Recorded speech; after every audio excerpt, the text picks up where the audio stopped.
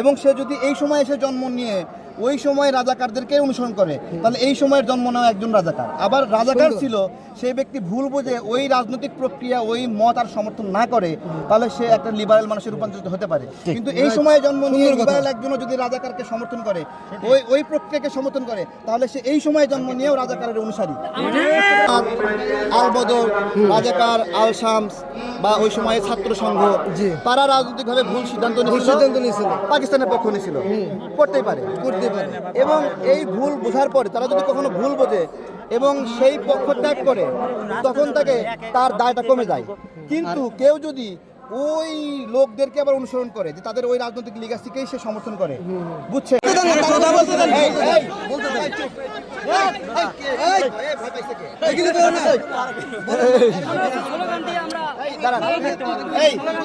আমি বলি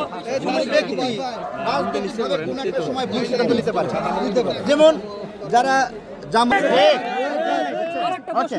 আর কি খালেদা জিয়া আমাদের গণতান্ত্রিক মা। আমি উনার সংগঠন সে বলছে তারা কোনো রাজাকার ছিল না, তাদের মিথ্যা অপবাদ দিয়ে স্বৈরাচার শেখ হাসিনা তাদের ফাঁসি দিয়ে তাহলে এইটা কি বলছে? এই শুনেন ভালো করে বলি, আপনি প্রশ্ন করছেন না।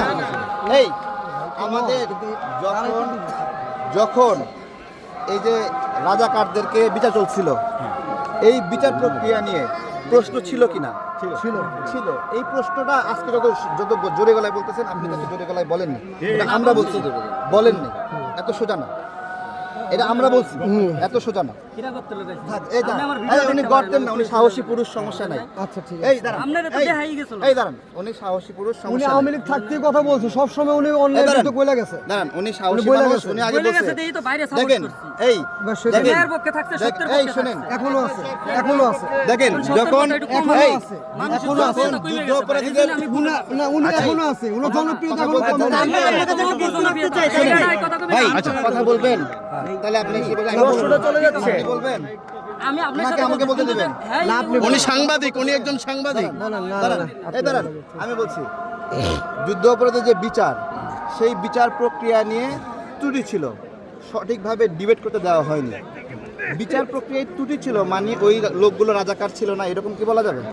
ভালো করে বোঝেন, বিচার প্রক্রিয়ায় ত্রুটি ছিল।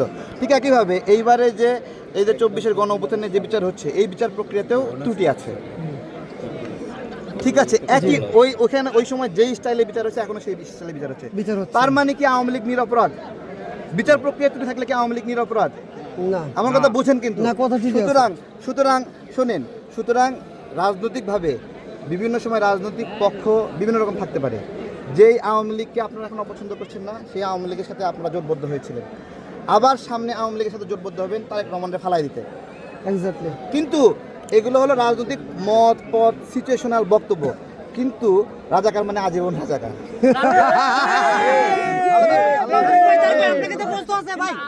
আবার কি প্রশ্ন? আচ্ছা শুনে কি করে শুনলেন?